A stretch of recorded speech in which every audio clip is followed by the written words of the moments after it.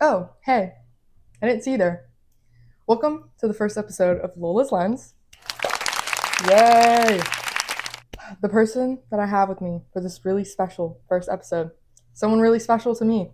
We've been friends for 10 years? Over 10 years? Yeah. She's really awesome. She's a drummer.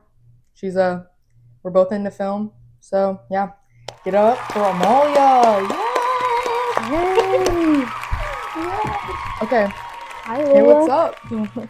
up? How are you today? Pretty good. Today's going I know good. we had a day. We did have a day Yeah, so far. yeah. What did we do today? We went to We Goodwill. yes, we went to Goodwill and then Felipe's. That was quite the day. Yeah. But yeah, you got that skirt from Goodwill. I did get this skirt from It's really Goodwill nice. and it matches my shirt pretty good. I know. It's flowers, I'm liking it. pink flowers. Ooh, Yep. I'm messing with the mic. Okay. Me too. It's okay. So yeah, I don't know. I'm glad to have you here today. Me too. I'm excited. Really excited. So yeah, we're gonna just talk about you and whatever you feel like talking about. Okay. So, okay. The first question that I'm going to ask you is there anything that is kind of a common misconception about you, something you want to clear up that people may not know about you, or something you want people to know about you, because that's what this is for, sharing your story. I feel like a real celebrity. Like this is such Yeah. a celebrity question. I Like know. clear the air. Clear the air. I think the first thing I think of whenever someone asks me a question similar to that is that I will not judge anyone, no matter who they are or what for it is. Please don't ever think that.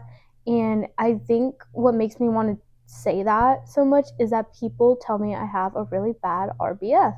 And I agree, I do. Me too, girl. Me too. It's so bad. People, when I start becoming friends with them, they'll tell me like, "Oh, I thought you were at first," or just from not even hearing me talk, just because I literally sit there in class like, Yeah. looking like I'm about to kill someone. Yeah. I'm like, I'm sorry guys, I don't realize that. My bad. No, yeah, I know. I feel like everyone has a little bit of an RBF. I feel like I have friends who have a resting confused face, resting sad face. It's always something. It's a resting face. Yeah. Because exactly. I'm resting. Exactly. Hello? Yeah. So, I don't know. I really like that answer. Because I don't understand how anyone could ever really see you as, like, judgy. Thank you. Because I feel like there's never been a time where I felt like you have judged me. Yeah. And I think that's why we're such good friends, really. Yeah, and I feel like, especially with teenagers, but everyone in general probably always thinks that there's at least one person judging them for one little thing, and then some people might think everyone's judging them for everything. And just please know, if you're around me, if you see me in the halls, if you see me in public, and if you're self-conscious about anything, believe me, I'm not thinking about that. And if I am thinking about it, just know I don't care. Like, if I notice something, if I notice your hair looks a little weird today, I don't care at all. Why would I care?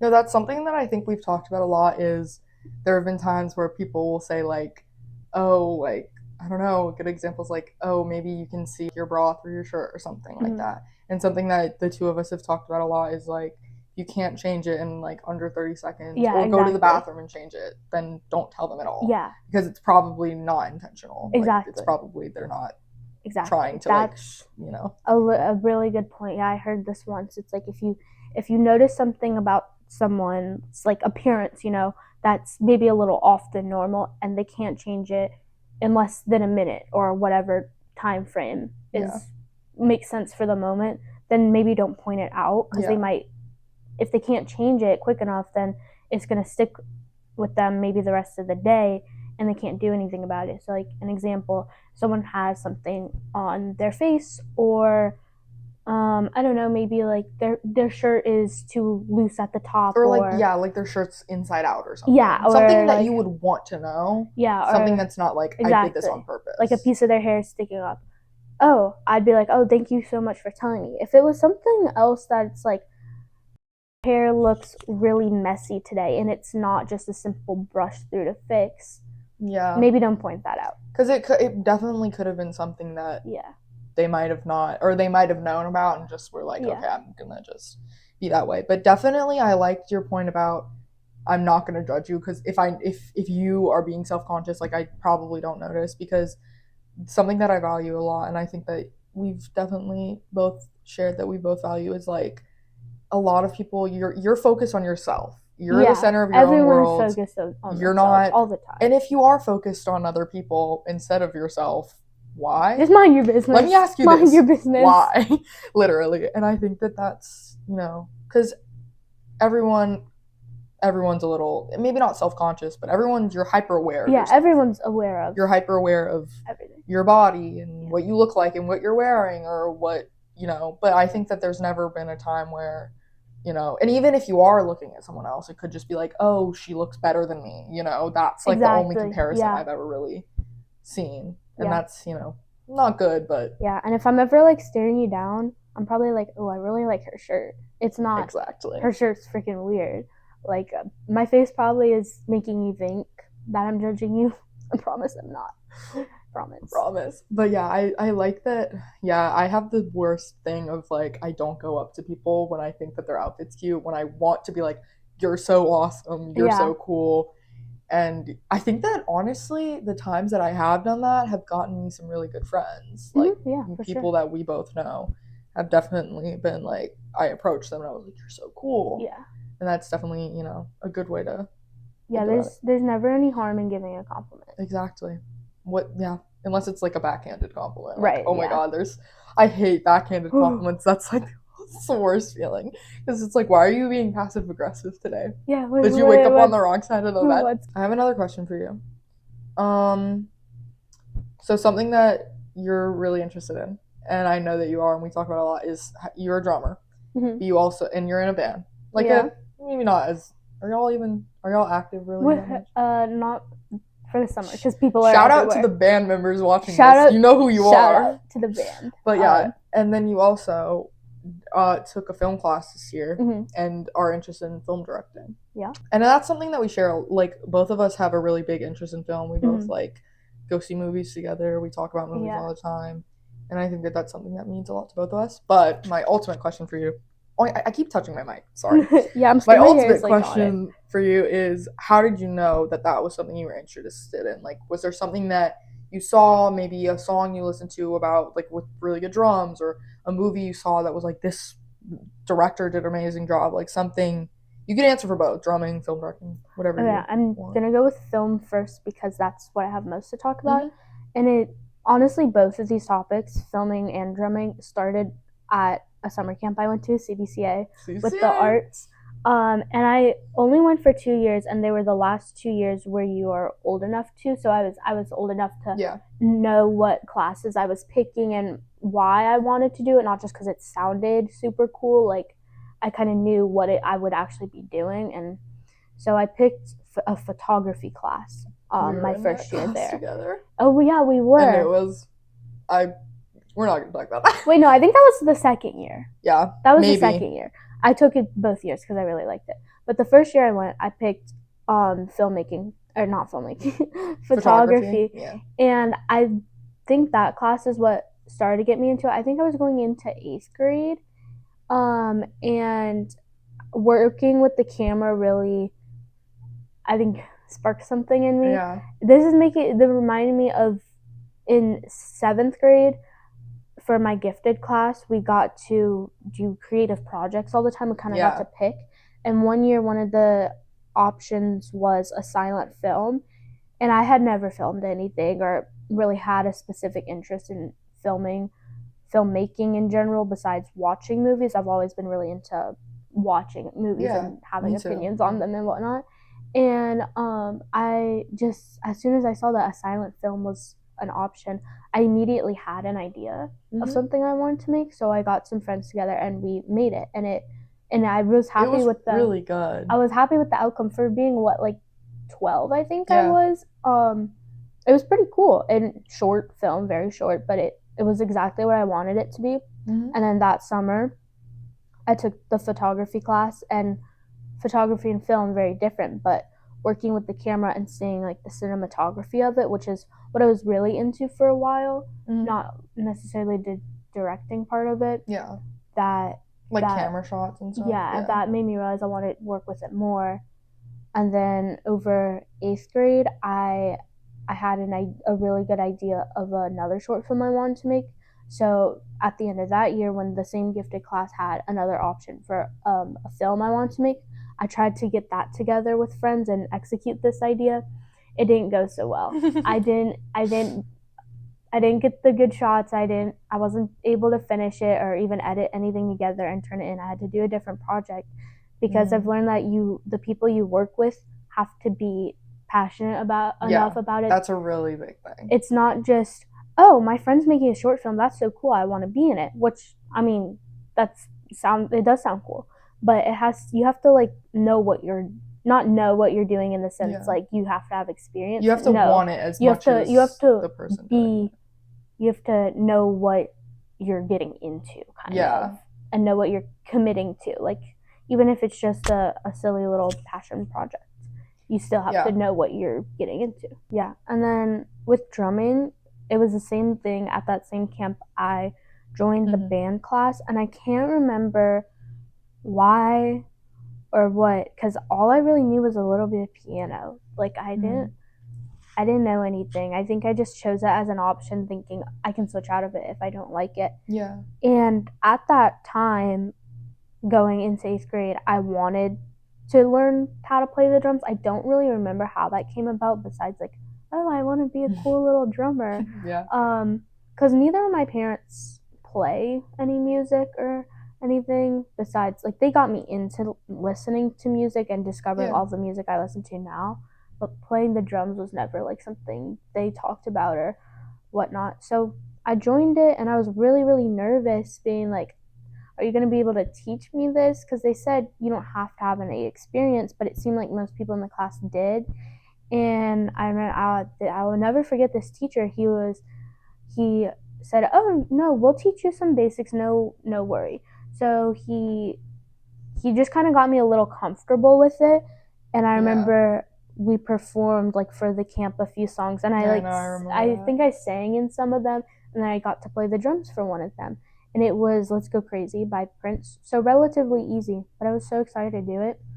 And after that, or maybe it was like in the last week of camp, I started taking drum lessons, and I've been doing it since. So I think it's been, let's say 4 years?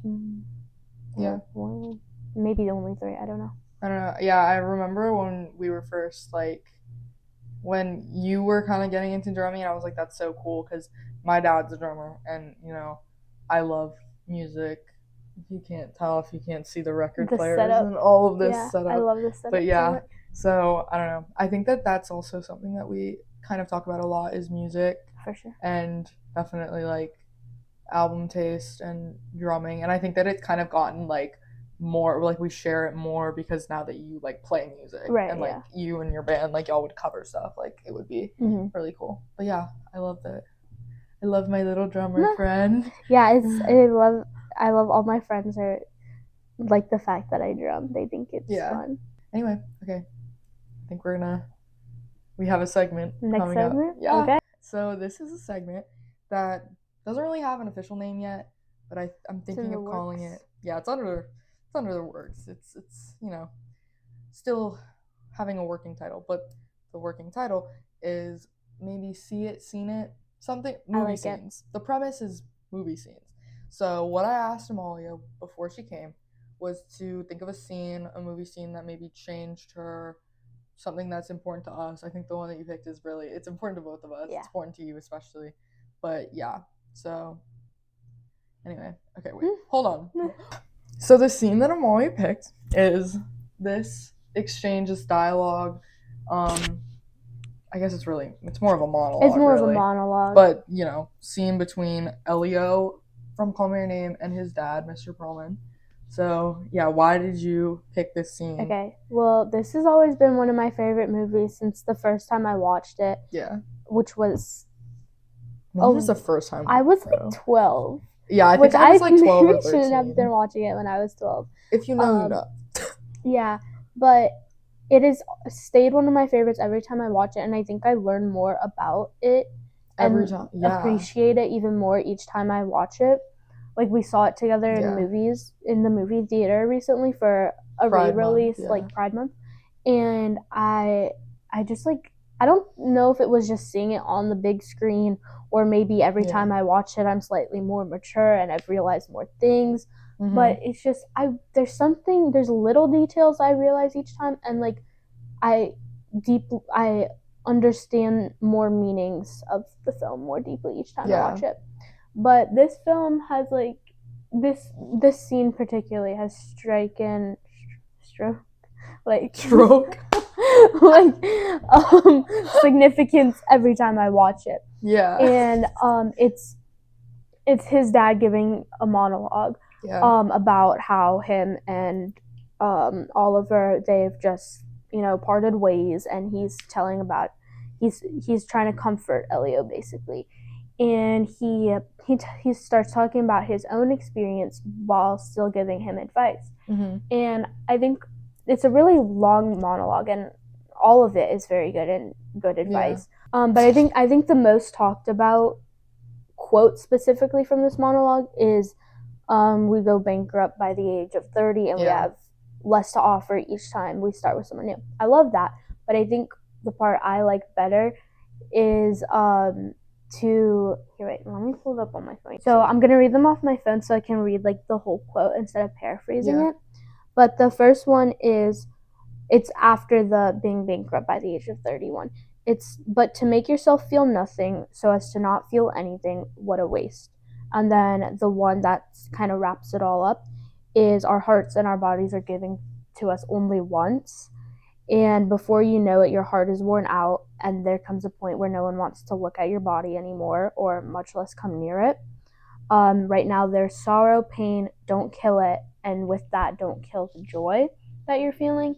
And to me, that whole monologue, especially those few sentences, really, he's telling Elio to allow yourself to feel all the emotions instead of letting it pass over, because it's important to acknowledge what you're feeling, and that you're feeling it. And he's really trying to give him the lesson of, don't be sad that it's over, be happy that it happened. And that's like I don't know where I first heard that, but I think about it a lot, because it's like, don't sulk in the sadness, but recognize why there's a song it's happening. There's a song lyric where it's like, I think it's Taylor Swift. Really? Yeah. I'll find it. I'll put it in here. I'll put it in right there. Yeah. Hey, editor Lola here. Definitely think I was talking about Don't Smile by Sabrina Carpenter, which is the opposite of what we were saying. In the song, it's don't smile because it happened, cry because it's over. Not what we're saying. So just, if you were interested. Anyway, back to the video. But it's like even if you are sad, there's a reason you're sad, and you should go back and try to recognize why that is, and maybe try to find another meaning. Sorry. Okay. Anyways, so yeah, that monologue is one of my favorites ever. Yeah. I love this. I think especially when we saw it in theaters for the first time, but obviously it was re-released. It's just, there's something so different about seeing this scene, and also just like, is it better to speak or to die scene, like on the big screen, like rather than just sitting in my bed with my phone. Right. There's just something so different about it, because I think that this scene especially speaks to, like, there are people that feel that they can't come out to their parents, or, you know, like, this is a very rare, like, he could have hit both of his parents in this movie, definitely could have taken it a different way. For sure. But I think that giving, like, this, it's not really a lecture, it's like, you know, be happy that you had something so good. Exactly. Because not a lot of people get that. And not a lot of people, I think it would also, the way I see it sometimes is, not a lot of people have, like, surround themselves with people that will understand them and not be, because if you don't know, in the movie, if you've never seen Call Me by Your Name, the relationship between Elio and Oliver is it is toxic, because there's a really big age gap. And not really big. It's not really big, but it's 10. Maturity wise, he's like, he's 17, he's 24. Yeah. And it's not set in like, it's set in the 80s. It's set in the 80s and in a different country, so it was definitely different, but it wasn't also looked at as weird in the movie, if that makes sense, by other people that were like other characters. Yeah. But it's definitely significant. Mm-hmm. And I think that is just something that, I don't know. There's so many things I love about this movie. I could talk about this movie forever. Yeah. It's just so, and I hate, like, there are people, and I know that there probably are friends of mine that are watching this, friends of ours, and just people in general that watch it for the first time and are like, I really hated that movie. And I think that there's a closed-mindedness that you have to overcome watching it a few times, because I think I've seen it maybe 10 times. Yeah. And like you said, each time I see it, I'm a little bit more mature and I can understand it better. And I notice things about it that you can only really understand after you've experienced certain things, which we haven't really experienced that much. We're only 16. So, but I think that there are like adults that definitely it resonates with them. It resonates with people our age too, where it's just, it's really meaningful. Yeah. And I think that that's important. And I love this movie a lot. Yeah. I think we both do. But yeah, there's another movie that. Yeah. So when we're starting to talk about, movie scene, what I wanted. Yeah. When I was pulling this up. Yeah. We thought about other movies we could talk about, and one we've both seen and really liked is The Perks of Being a Wallflower. Mm-hmm. Also a very common like very good book too. Book is incredible, better than the movie, dare I say. I think that is like one of the I'm not a big reader I'm a big academic reader, not a big like personal time reader, but this was one of the books that after I saw the movie I read it, and I think that this is one that I would tell people, like, definitely read the book before you see the movie. I'm gonna talk about books for a second, then I'll come back to the movie. But I'm a big personal reader, not academic. It can be a very good book, but if I have to read it for school, I won't be as interested in. The one book I've ever really, really liked reading for school is The Bell Jar. Because shout out Sean, bro. I wanted to read that on my own time. Oh, and me too. The book Speak, I think other classes read that as freshmen. We didn't. Yeah, we did. But I read it in 8th grade, and I loved that one as well. But I read it before I watched the movie, and I'm really glad I did, because there's more detail, there's more to imagine, and it gives a little more of an ending, if that makes sense. Like, if you've seen the movie and not read the book, there's like an additional few pages that they leave out of the movie. Mm-hmm. But yeah, that's one of the books, and I think I like books that are very similar. I stick to like the same genre for sure. But that, and then another similar book, I recommended this to Mr. Leon at the end of the year. Let's see if he actually reads it. Yeah. Or there's a movie of it too, which the movie's pretty good, but if you had to pick one, I would read the book, but it's All the Bright Places. Yeah. Did you read that? I've seen the movie of it. Yeah, like half of it. The movie is good. It's just they literally left my favorite scene of the whole book out of it. That is the one book that got me into reading. Yeah. But yeah, definitely a must read. Yeah, I'm definitely gonna try and read that. Oh, cars going by. And then so the movie The Perks of Being a Wallflower, there's a very common there's a lot of, I think there's a lot of really notable parts of it. Oh, sorry, someone's here. I think most of the notable quotes in the movie are very talked about, if that makes sense. Like really good ones are. I hate to say this, but it's really got TikTok-fied, which it upset me, but it's definitely, so be it. This, and honestly, Call Me by Your Name. Yeah, they're on the popular side of like indie films, I guess is the word. I don't know. But there's the quote we were talking about, where Charlie goes, "Why do nice people choose the wrong people to date?" The teacher, who's Paul Rudd, responds with, "We accept the love we think we deserve." Sorry, I went like this. Anyway, say it again. We accept the love we think we deserve. Yeah. And I think that it's on TikTok a lot. I think probably everyone who's on the movie side of TikTok has heard that quote. Yeah. But I think for good reason. It's a good, when you think about it, we accept the love we think we deserve. If you think about it, I feel like a lot of times you just hear that one part of it and not what comes before it, which is why do nice people choose the wrong people to date. And I think when you see it together, you realize that the response he's talking about, the point he's trying to prove is there could be a person who say, okay, they're, to everyone else, they're this ball of joy. They're this really great person. Nothing, no one ever has a problem with them. Nothing. They're dating someone who, or not even dating, but put themselves really close to. It could be a friend too, with someone who treats them bad, is mean to other people, is just not a good person. And he's wondering, why would they choose to be with someone like that if they're such a nice, caring person?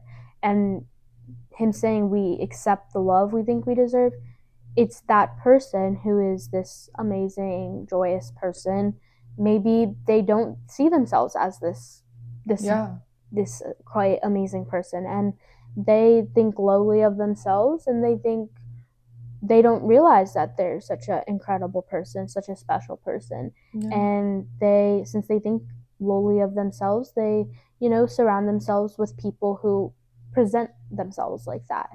How they see themselves inside, their personal thoughts, they're going to surround themselves with people who are show themselves like that, so Yeah.